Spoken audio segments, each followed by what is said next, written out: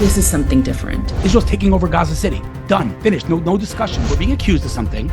We're not doing what we need to be doing, and we're risking our own children. Oh, please believe us. Oh, look, the New York Times. Oh my God, that title. Most people talk about, within the Jewish world, the widening or shrinking gap between the diaspora Jews and the Israeli Jews. And so what I want to ask you is, since October 7th, I've at least witnessed a sort of, I would say, instead of widening gap, I would say a closing in on the diaspora Jews and Israeli Jews. And it's something that Brett Stevens talked about. He dubbed this as the October 8th Jew, the Jew who woke up and realized, oh my God, this isn't just about, borders and quote unquote illegal settlements. This is something different. What are your thoughts? Do you agree with that assessment, that you think that there is that kind of closing in on that gap? What is your sense in terms of the Jewish community worldwide? I think it's an unfortunate historical phenomenon that we see in the Jewish people throughout the generations, which is that we unify when there's tragedy. And unfortunately, we have to wait for there to be tragedy to unify, which is extremely sad, because when we're not unified, when we're divided, we're weak, and our enemies smell that weakness. I've tried my best, and I continue to try my best to unify the Jewish people, but it's a challenge. We need to learn to do that when there's no tragedy. Exactly. I wanted to talk to you about something that concerns me with the Jewish people, and that is that at the same time as we're talking about the Jewish people who woke up, as we say, after October 7th, the October 8th Jew, and yet we have this amnesia, the Jew who's forgotten. And I'll explain to you, tying it back to the to liturgical texts. So my cousin called me and told me about the Aleinu prayer. And she said, do you know that in the Aleinu prayer, there's a paragraph that's seldom said out loud, but the paragraph says, in effect, the following: this is God speaking to the Jewish people, do not fear sudden terror. And then the next line is, do not fear or worry for the wicked, for I will avenge them. Now, you could read that as, don't worry, Jews, I will avenge the wicked. But that's not really what she was saying. The rabbi was commenting in that morning about the Aleinu prayer. God knows his people, the Jewish people. He knows that our greatest strength is our compassion, and our greatest weakness is our compassion. I am concerned about the fact that empathy has been weaponized within our Jewish community, that we are not united in the saying, the slogans came out after October 7th, bring them home. Why wasn't the slogan finish them? Why wasn't that the slogan? Finish them. That should have been the slogan. What's going on? I could not agree more. I could not agree more. And I'll take it one step further. We have an actual scripture in the Mishnah that says that those who are compassionate to the evil will end up being evil to the compassionate. And, I want to give the benefit of the doubt to the Jews that I call the as a Jew Jews, because they always start the comments on my Facebook with, as a Jew, we don't celebrate when our enemies fall, and say that they come from a place of compassion. But it's gotten to a place that not only is it naive, it's actually dangerous. And unfortunately, these as a Jews, they arm our enemies with their compassion. I think it's people, I don't know who coined the term suicidal empathy. It's a great term though. But this is, it's not sad. It's not an exclusively Jewish phenomenon. It's a Western phenomenon, right? We don't recognize that radical Islam has one goal, and that's to eradicate us. And we're like, no, we love them. Let's hug them. Let's embrace them. They're like, no, we want you dead. And we're like, yeah, I don't mean it. Like, this is what we do. And it comes, again, in most cases, some people are just evil, but in most cases, it comes from a place of compassion. And I believe, and this, we're getting deep into this, but like the whole political discussion in Israel, right? Left and right.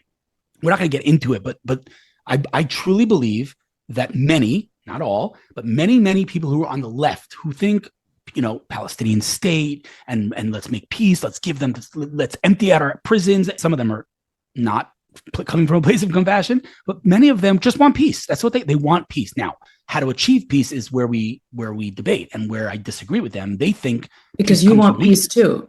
Everyone wants peace. Right? How do you achieve peace? And it's so interesting because you mentioned the prayer of Aleinu, but right before the prayer of Aleinu, there's a verse that we say, and I'll read it to you in Hebrew, and then I'll translate it. It's a verse that we say throughout our prayers. It's a verse from the Torah. Hashem oz la'amo yitain. God will give you strength and might. Hashem yivarech tamo b'shalom, and God will bless you with peace. Those two things are seemingly not only disconnected, but contradictory. Strength or peace, right? And the answer is no. That's how you achieve peace, by strength, right? When you have real strength and conviction and you don't appease, that's when you win. So I think that's where the specific point of disagreement here between the right and the left is we all want peace, right? I know that people like to pretend that the right, they're warmongers. We all want peace. Question is how you achieve peace. Do you achieve peace by giving in and appeasing our enemy? Or do you achieve peace by showing our enemy what we're capable of and let them come begging? And this is what we're seeing right now. I mean, I don't know if you know this, but it seems Hamas has agreed to a deal. And why do you think that is? What, all of a sudden they're peace lovers? No, they understand that if they don't agree to this deal right now, Israel's taking over Gaza City. Done, finished, no discussions. We have the soldiers lined up. All of a sudden they're agreeing. What a surprise, right? Sarcastically. We don't understand this. We need to show strength. We need to stop apologizing. We need to own what we are and who we are and stop being ashamed of existing and winning a war that was brought upon us against our will, unprovoked. And now we need to do what any country would do, any country, and stop apologizing. But this is what we do. We're compassionate. We care what other people think. It's a really big mistake that's causing, unfortunately, death in a very real way. It is literally when we send in humanitarian aid. Furthermore, when we send in foot soldiers, right? The world's accusing us of genocide. What we're committing genocide? Why is my son in Jabalia right now on foot? Why are we not bombing from the air? Because we don't want to commit genocide. So what we're doing is we're being accused of something. We're not doing what we need to be doing, and we're risking our own children. It's insanity, total insanity. Absolutely. I mean, really well said. Let's talk about then, I mean, you said a few things, but I want to come back to Hamas and get your take in terms of why is Hamas still in power? Are they still in power? What does that mean? What you're saying, is literally what I was feeling. I want to read to you what I wrote because, like I said, I wrote as follows. Dear my fellow Jews, and in parentheses, if you're not Jewish, keep scrolling. No matter how much truth we speak, they won't believe us. This is a sad conclusion I've reached as of late, and I think we need to start taking it into account. They won't believe you when you say that there is no genocide in Gaza. You can prove it to them in any way you want, using numbers, using images, using videos, but they won't believe you. They won't believe that there's no starvation in Gaza. You can bring them testimonials. You can bring them videos of trucks entering Gaza. You can bring them pictures of Hamas stealing said trucks. They won't believe you. You can even provide videos of the marketplaces overflowing with food in Gaza and pictures of obese Gazans. It won't matter. They won't believe you that Israel is not an apartheid state. Israel is the farthest thing from an apartheid state. You can show them how Arabs and Christians live freely in Israel, how they hold positions of power, how they have equal rights, freedom of movement, freedom of religion, but they won't believe you. You can show them that Israel is not ethnically cleansing anyone. You can show them how tiny Israel is on the map, how dominant Arab countries are in the region, and how the Palestinian population has grown exponentially since Israel's establishment in 1948. They won't believe you. You can show them that Hamas is a ruthless terrorist organization committing daily war crimes. Again, you can show them live footage. You can show them Hamas terrorists glorifying those atrocities. You can show them dead Jews, abducted Jews, and anything else. They won't believe you. You can even show them women raped by Hamas and their stories of the sexual abuse they endured. Nada. Believe all women, except if they're Jews. You can show them that Israel wants peace. You can show them all the times Israel offered our neighbors a state, how many deals Israel agreed to end the war, how Israel left Gaza and gave it to the Palestinians as an olive branch for peace. It doesn't matter. They won't believe you. And on and on. I went down all the lies. But this is what we do. Oh, please believe us. Oh, look, the New York Times. Oh my God, that title. It's not enough.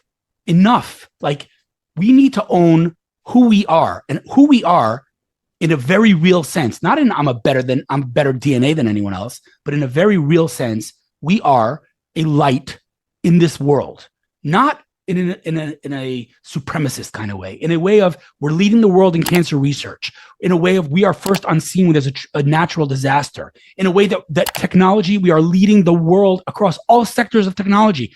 We are a light in this world. And instead of owning that light, we're constantly apologizing. And so how do we expect others to respect us when we don't respect ourselves? And I want to share something else with you that I heard in this war from an amazing rabbi in Boca Raton, Rabbi Ephraim Goldberg. He said something that, like, if there's one silver lining to this war, it's that the Torah has come to life, for me at least. Like, literally things I learned my entire life and never paid attention to or didn't make sense to me until this war. They will see your unity. They will see your delegations. They will see your charity. They will see the unbelievable inspirational things that are happening around the world. They will see the October 8th Jews come to life they will see the light of the Jewish people. They come at us with darkness, we will extinguish their darkness with light. To me, that was like the entire thing. That's the entire thing. But we're afraid to own that light.